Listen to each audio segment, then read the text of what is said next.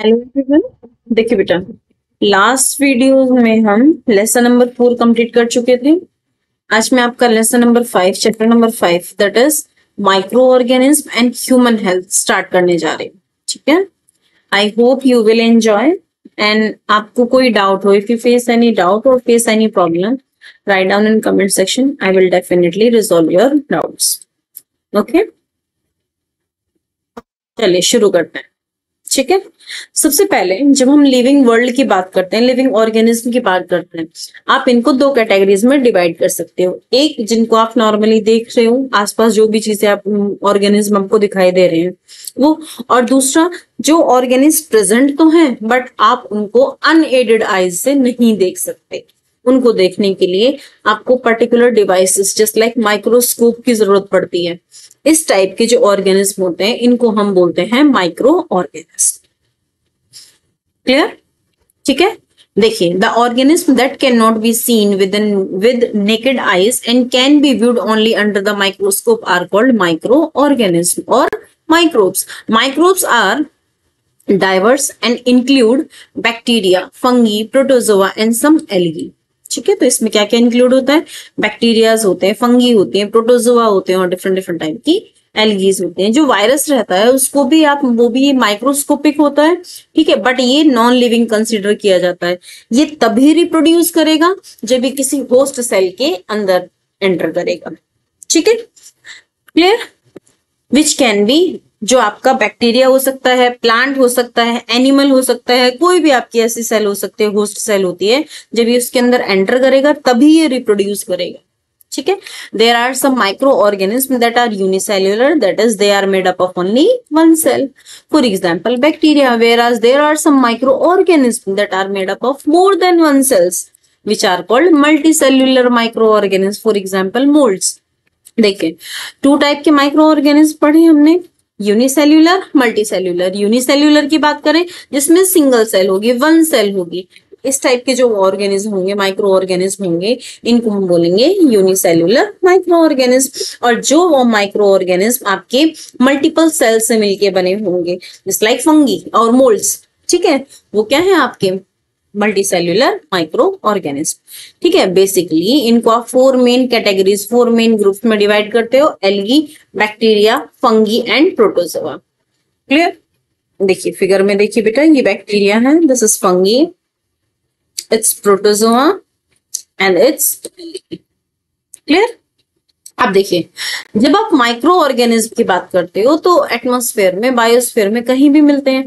वो आपका सॉइल हो सकता है, ओशन हो सकता है, एयर हो सकता है, हॉट स्प्रिंग हो सकता है, डेजर्ट हो रहा है, हर जगह आपको ये देखने को मिलते हैं। इवन हमारी बॉडी के अंदर भी ढेर सारे माइक्रो ऑर्गेनिज्म। ठीक है, इसीलिए इन माइक्रो ऑर्गेनिज्म की स्टडी करनी बहुत ज्यादा जरूरी हो जाती है। ठीक है, और जो इनकी स्टडी होती है इसको हम बोलते हैं माइक्रोबायोलॉजी। ठीक है, ये इस पे इन माइक्रो ऑर्गेनिज्म का ह्यूमन हेल्थ पे क्या इफेक्ट है, इसके बेसिस पे ये आपके दो कैटेगरीज में डिवाइड किए गए हैं, यूजफुल एंड हार्मफुल। ठीक है, मींस माइक्रो ऑर्गेनिज्म आपके टू टाइप के मिलेंगे यहाँ, useful micro organism and harmful micro organism. देखिए ये चार्ट देखिए, इस चार्ट में आपको बहुत अच्छे से समझ में आएगा बेटा। माइक्रो ऑर्गेनिज्म दो कैटेगरी में डिवाइड किए गए हैं, useful micro organism, harmful micro organism. जब आप यूजफुल में बात करें तो देखिए ये कमर्शियल यूज में हो सकते हैं, मेडिसिन में यूज हो सकते हैं, या फिर सॉइल की फर्टिलिटी में यूज हो सकते हैं। जब आप मेडिसिन में बात करो तो बेटा उनसे एंटीबायोटिक्स भी बनती है और वैक्सीन भी बनती है। देखिए एंटीबायोटिक्स, इसका बहुत अच्छा एग्जाम्पल है पेनिसिलिन, जो आपकी पेनिसिलियम नाम की फंगस से बनी हुई है। ठीक है, यानी कि ये भी आपका क्या है, फंगस है, फंगी है। ठीक है, तो ये क्या हुआ आपका एक माइक्रो ऑर्गेनिज्म है और ये आपके फीवर वगैरह में काम आती है। ठीक है, नेक्स्ट इज वैक्सीन। वैक्सीन में देखें तो देखिए इसमें रेबीज है। ठीक है, रेबीज वैक्सीन है, या फिर आपने बहुत सारे देखे होंगे ना, डिप्थीरिया वगैरह की काफी सारी वैक्सीन लगती है। इवन आपकी अभी कोरोना वैक्सीन, ठीक है, आपने देखा होगा ना, कोरोना वायरस के अगेंस्ट में वैक्सीनेशन चल रहा है। ठीक है, तो दिस इज वैक्सीन। ये किससे, माइक्रो ऑर्गेनिज्म का इस्तेमाल करके बनाई गई है। कमर्शियल यूज की बात करें तो देखिए अल्कोहल के प्रोडक्शन में, वाइन के प्रोडक्शन में, बेकिंग इंडस्ट्रीज में, या फिर आप बात करें कर्ड प्रोडक्शन में, इन माइक्रो ऑर्गेनिज्म का बड़ी कैटेगरी में, बड़े क्राइटेरिया पे इस्तेमाल किया जाए। वही हम सॉइल की फर्टिलिटी की बात करें तो देखिए जितना भी आपका ऑर्गेनिक वेस्ट है उसको डिकम्पोज करने के लिए माइक्रो ऑर्गेनिज्म की जरूरत होती है। साथ ही साथ नाइट्रोजन फिक्सेशन, जो राइजोबियम बैक्टीरिया होता है वो नाइट्रोजन के फिक्सेशन में मीन सॉइल की फर्टिलिटी बढ़ाने का काम करता है। दैट मीन्स सॉइल की फर्टिलिटी में माइक्रो ऑर्गेनिज्म काफी ज्यादा हेल्पफुल होते हैं। जब हम हार्मफुल माइक्रो ऑर्गेनिज्म की बात करें तो बहुत सारे माइक्रो ऑर्गेनिज्म होते हैं जिससे वो डिजीज कॉज करते हैं। ठीक है, कुछ फूड को स्पॉइल करते हैं, कुछ हमारे इवन आपका जो लेदर है या फिर आपके क्लोथ्स हैं, फॉर एग्जाम्पल कॉटन क्लोथ्स हुए या सिल्क क्लोथ्स हुए, उनको डैमेज करने का काम करते हैं। समझ में आए? तो these are the harmful effect of micro organism. ठीक है, और ये जो डिजीज है बेटा ये एनिमल, प्लांट्स, ठीक है, सब में होती है, इवन ह्यूमन बींग्स के अंदर भी होती है। अब सबसे पहले आ रहा है आपका यूजफुल माइक्रो ऑर्गेनिज्म। जब आप माइक्रो ऑर्गेनिज्म के बेनिफिट की बात करते हैं ह्यूमन काइंड के लिए, ठीक है, तो यहाँ पे कुछ नीचे आपको दे रखा। ठीक है, सबसे पहला micro organism are widely used in the production of curd, bread, alcohol etcetera. Curd बनाने में, ब्रेड बनाने में, अल्कोहल प्रोडक्शन में, वाइन बनाने में, इन सब में बहुत ज्यादा इसका माइक्रो ऑर्गेनिज्म का इस्तेमाल किया जाता है। जब आप कर्ड में बात करें तो लैक्टोबैसिलस जो आपके मिल्क को कर्ड में कन्वर्ट करने के लिए रिस्पॉन्सिबल होता है। वहीं हम अल्कोहल प्रोडक्शन, वाइन प्रोडक्शन में बात करें या ब्रेड प्रोडक्शन में बात करें तो यीस्ट, ये बेकिंग इंडस्ट्री में यूज होता है, जो आपके ब्रेड, बेकरीज में ब्रेड बनाने में, पेस्ट्रीज बनाने में, केक बनाने में, इन सब में इस्तेमाल किया जाता है। बहुत लार्ज स्केल पर इसका इस्तेमाल किया जाता है। इवन यीस्ट का इस्तेमाल शुगर से अल्कोहल बनाने में, वाइन बनाने में, एसिटिक एसिड बनाने में, दैट इज विनेगर बनाने में इसका इस्तेमाल बहुत लंबे अच्छे तरीके से किया जाता है, बहुत लंबे टाइम से भी किया जा रहा है। ठीक है, यूजुअली इसमें होता क्या है, आपका जो शुगर है उसका फर्मेंटेशन, ठीक है, फर्मेंटेशन क्या होता है बेटा, जो शुगर है वो अल्कोहल में कन्वर्ट करने की प्रोसेस को फर्मेंटेशन कहते हैं। ठीक, अब देखिए यहाँ पे आपको कुछ माइक्रो ऑर्गेनिज्म दिए हुए हैं और उनका इस्तेमाल कहाँ कहाँ किया जाता है, जैसे लैक्टोबैसिलस का मिल्क प्रोडक्शन में, यीस्ट का आपके ब्रेड प्रोडक्शन में, ठीक है, ये आपका एसिटोबैक्टर, ठीक है, मोलोरम नाम का जो बैक्टीरिया है वो विनेगर प्रोडक्शन में यूज किया जाता है। और इवन ये बैक्टीरिया जो है वो कॉफी प्रोडक्शन में भी आपने देखा हो, जो कॉफी बीन्स होते हैं उनके फर्मेंटेशन करके ही इस कॉफी बीन्स का इस्तेमाल किया जाता है। ठीक है, नेक्स्ट आ रहा है मेडिसिन इंडस्ट्री में बनाने, माइक्रो ऑर्गेनिज्म एंटीबायोटिक्स बनाने में इस्तेमाल किए जाते हैं। अब एंटीबायोटिक्स क्या होती है, जो हमारे अंदर जो ग्रोथ हो रही है डिजीज कॉजिंग माइक्रो ऑर्गेनिज्म की, उनको किल करने के लिए इस्तेमाल की जाती है या उनकी प्रोसेस को स्टॉप करने के लिए इस्तेमाल की जाती है। बहुत अच्छा एग्जांपल है पेनिसिलिन। पेनिसिलिन बेटा पेनिसिलियम नाम की फंगस से ऑब्टेन की गई, ठीक है, और these antibiotics can be used to cure many disease that are caused by microorganism। देखिए ये जो एंटीबायोटिक्स हैं वो कई तरह के डिजीज को ठीक करने में इस्तेमाल की जाती हैं, बशर्ते वो जो डिजीज हैं वायरल डिजीज ना हो, वायरस के थ्रू ना हो, सिर्फ और सिर्फ माइक्रो ऑर्गेनिज्म के थ्रू हो। Micro organism also can be used in the production of vaccine. Vaccine बनाने में, अब देखिए वैक्सीन होता क्या है, वैक्सीन इमेजिन कीजिए कि जिस माइक्रो ऑर्गेनिज्म की वजह से वो कॉज हो रही है, उसी माइक्रो ऑर्गेनिज्म को या तो डेड कर देंगे या उसको वीक कर देंगे और उसको बॉडी में एंटर कराएंगे, तो जिसकी वजह से हमारी बॉडी में एंटीबॉडीज प्रोड्यूस होंगी। ठीक है, वो क्या होता है, जिससे हम फ्यूचर में मान लीजिए वो डिजीज कॉजिंग माइक्रो ऑर्गेनिज्म फिर से हमारी बॉडी पे अटैक करते हैं, तो हमारी बॉडी में ऑलरेडी एंटीबॉडीज प्रेजेंट होंगी, जिसकी वजह से वो बैक्टीरिया और वो माइक्रो ऑर्गेनिज्म को किल कर देंगी। इससे हमारी बॉडी बीमार होने से, डिजीज होने से हमें बचाती है। समझ में आया? अब आपके बुक में देखिए क्या लिखा है, A vaccine is a biological preparation that consists of either dead or weakened microbes। या तो डेड होगा या फिर वीक किया हुआ होगा। When vaccine is introduced in the body, जब वैक्सीन को हमारी बॉडी में इंट्रोड्यूस किया जाता है, the body produces antibodies agent, ठीक है, एंटीबॉडीज बनाती है, ठीक है, and when remain in the body and protect the body from attack of the same microbe in the future। अगर सेम माइक्रोब फ्यूचर में बॉडी में एंटर करता भी है तो ये क्या करता है, उसको किल करने का काम करता है। यहाँ पे कुछ इसके एग्जांपल्स हैं, फॉर एग्जांपल रेबीज का है, ट्यूबरक्लोसिस की वैक्सीन है, इन सब के थ्रू। ठीक है, चलिए देखिए, अलेक्जेंडर फ्लेमिंग थे, फर्स्ट पर्सन थे बेटा वर्ल्ड में जिन्होंने एंटीबायोटिक, ठीक है, जो पेनिसिलिन है उसकी डिस्कवरी करी। इसने उस टाइम पे ढेर सारे थाउजेंड्स ऑफ शोल्डर की जान बचाई थी जो सेकेंड वर्ल्ड वॉर में आए थे। ठीक है, इसके लिए उन्हें नोबेल प्राइज भी दिया गया। ठीक है, और चाइना देखिए, फ्लोरी और चेन, इन्होंने पेनिसिलिन का डेवलपमेंट किया था सफिशिएंट क्वांटिटी में, जिससे कि ये वाइडली अवेलेबल हो सके उन सबके इलाज के लिए। ठीक है, अब देखिए एग्रीकल्चर प्रैक्टिसेस की बात करें।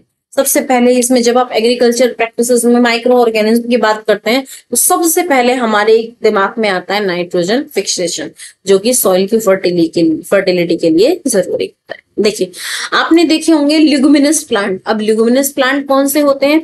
ऐसे प्लांट्स जिनकी रूट्स में नोड्स मिलते हैं और उन नोड्स में आपका राइजोबियम बैक्टीरिया मिलता है। ये राइजोबियम बैक्टीरिया क्या करेगा बेटा?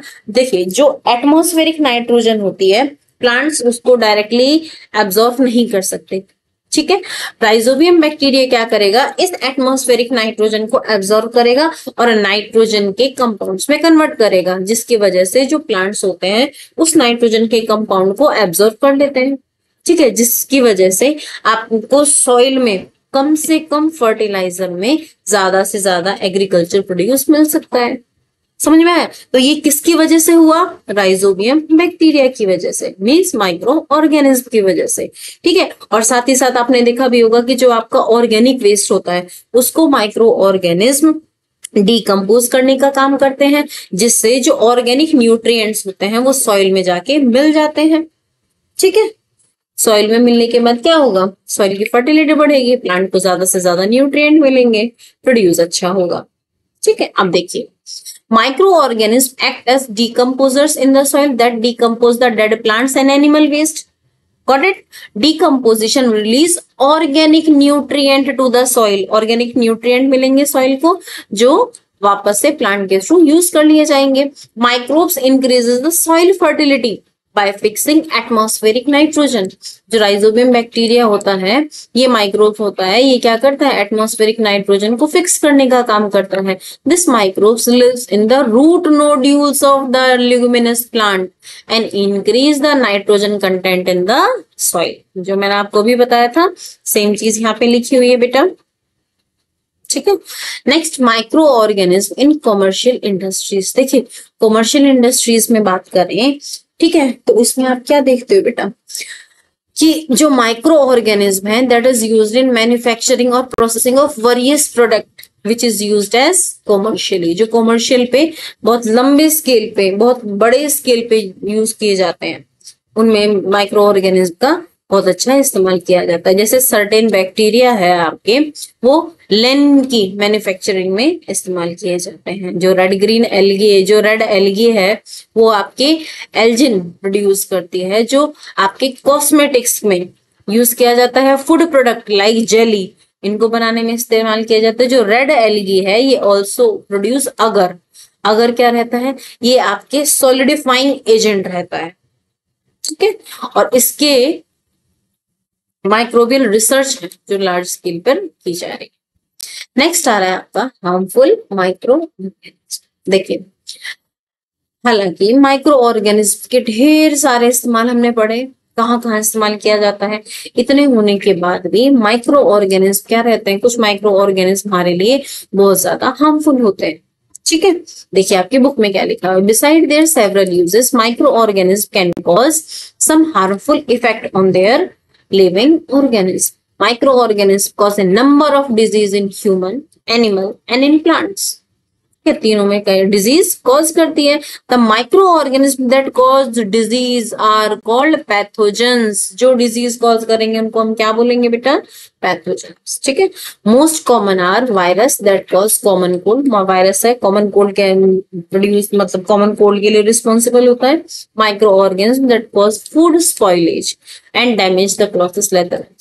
बहुत सारे माइक्रो ऑर्गेनिज्म ऐसे हैं जो फूड को स्पॉइल करने में, क्लॉथ्स को, लेदर को डैमेज करने में अपनी अपनी भूमिका देते हैं।